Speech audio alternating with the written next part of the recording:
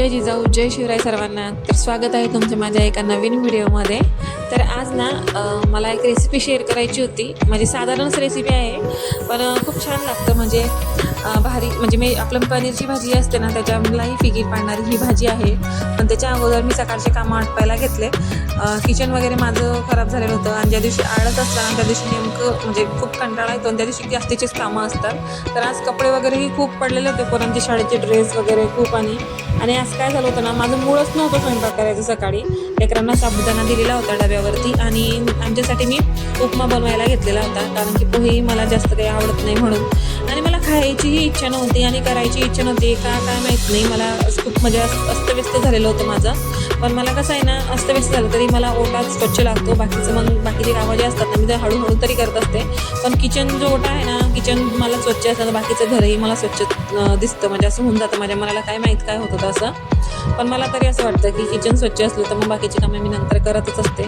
तर इकडे मग संध्याकाळच्या स्वयंपाकाला लागले। हे आटोपलं मग बाकीचं मग दिवसभरची रुटीन जे आहे ते मी शेअर केलेलीच नाही होती। लगेच संध्याकाळच्या स्वयंपाकाला लागले, कारण की सकाळी स्वयंपाक नव्हता केला तर संध्याकाळी मला चांगलाच करावा लागणार होता।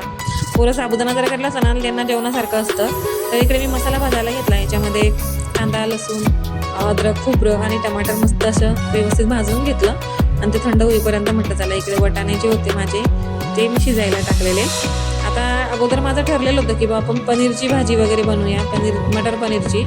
पण नंतर स्किप केलं मी ते, कारण की पोरं जे पनीर आहेत ना, माझे पोरं पनीर खात नाहीत। त्याच्यामुळे मग म्हटलं आता चला आपल्यासाठी एकटीसाठी तर काय करावं लागत नाही ना, म्हणून मग फक्त मटरचीच भाजी केली, कारण की त्यांना दाणे वगैरे जे आहे ना ते खायला आवडतात म्हणून। आता ते शिजते तळून ते हे थंड झालेलं होतं। याच्यामध्ये थोडंसं लाल तिखट घातलं मी। आता आमच्याकडे असं आहे की तिखटही कमी खातात, सर्वच खातात, असं नाही की लहान। आमच्या घरामध्ये तिखट कोणालाच चालत नाही, म्हणून थोडं मी कमी प्रमाणात करत असते। आणि ज्या दिवशी चुकून जर माझ्याकडनं तिखट झालं ना तर त्या दिवशी जास्त कोणी जेवणही करत नाही, कारण मलाही तशीच सवय झालेली आहे खूप कमी तिखट खाण्याची। आणि छान असतं उन्हाळ्यात तिखट थोडं कमीच खाल्लं पाहिजे ना, असंही थोडं तिखट कमीच खाल्लेलं पाहिजे, तर तेवढंच बरं असतं, नाहीतर पोटामध्ये खूप आग होते बरं का।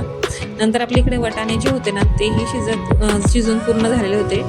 नंतर जो मसाला होता त्याच्यामध्ये तेल टाकलं आणि कढईमध्ये ते मस्त होऊ दिलं आणि भांडं धुवून पाणी घालून घ्यायचं। आणि आपल्याकडे जो मसाला असेल ना, मी याच्यामध्ये पनीरचा मसाला घातलेला आहे आणि थोडासा कांदा लसूण जो मसाला होता ना तो मी थोडासा घातला, कारण खूप मस्त अशी चव येते त्याच्याने। आणि 15-20 मिनटं मसाला चांगला होऊ द्यायचा झाकण ठेवून मंद आचेवरती। आणि मस्त व्यवस्थित झाल्यानंतर आहे ना खूप भारी आणि तरी पण येते, म्हणजे तुरचं तेलही वरती येतं, तर खूप छान लागते। नंतर इकडे माझ्या चपात्याही चालू होत्या, सोबत थोडासा भातही लावून दिलेला होता मी, कारण की भाताशिवाय जेवण आमचं अपूर्ण असतं अशा कोणती भाज्या जर मी केलेल्या असल्या तर। की कारण लेकरं कसं आहे ना भाजीसोबत भात असं वगैरे खात असतात आणि चपाती जी आहे ना ती पोळी आहे ना ते कमी खातात म्हणून। तर भाजीमध्ये मी पाणी वगैरे थोडंच घातलेलं, कारण जास्त पाणी भाजी छान लागत नाही। मीठ घालायचं, कस्तुरी मेथी घालायची आणि ढाबा स्टाईल, म्हणजे एकदम जशी पनीरला फिकी पाडणारी ही भाजी आहे चवीला। आता दिसायला तर दिसत नसेल पण खायला जर घेतली ना ती इतकी चविष्ट लागते ना की भैया। नंतर पटापट इकडे चपात्याही करून घेतल्या आणि व्यवस्थित, आणि तिकडे भात जो झालेला होता ते मी खाली करून ठेवलेला होता, कारण गॅस ओट्यावरती मग खूप माजून होऊन जातं म्हणून। आणि मला उमजत नाही मग एवढं जास्त जर राडा एका सोट्यावरती असला तर।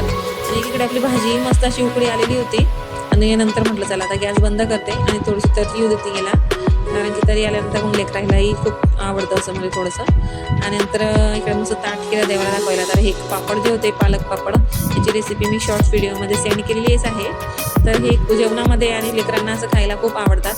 तर नंतरचे जे कामं होते नंतर आवरायला घेतले, कारण स्वयंपाक आटपून घेतला। आता इकडे जे कपाटामध्ये जे कपडे होते ना, मला माझ्या साड्या वगैरे लावायच्या होत्या आणि बाकीचेही टेबलावर खूप माजून पडत होतं, बेड वगैरे आवरायचं, ते आवरायला घेतलं। कारण की आता 2-3 दिवसांना लग्न आहे, म्हटलं चला तेही आपल्याला बघून ठेवायला लागेल कोणती साडी घालायची कोणती नाही घालायची म्हणून। तर ते आवरायला घेतलं। आता एक काम करायला घेतलं की 10 कामं निघतात ह्या कपाटामध्ये, कारण की पोरांचे कपडे, माझे साड्या वगैरे खूप अस्तव्यस्त झालेल्या होत्या, धरलं की तसंच ठेवून द्यावं लागतं। आता एक कोणती साडी मी काढायची होती कोणती घालू म्हणून, बस असं एक काढायला गेलं की 1760 कपडे निघतातच, म्हणून असं असते। चला व्हिडिओ सेंड करते, बाय।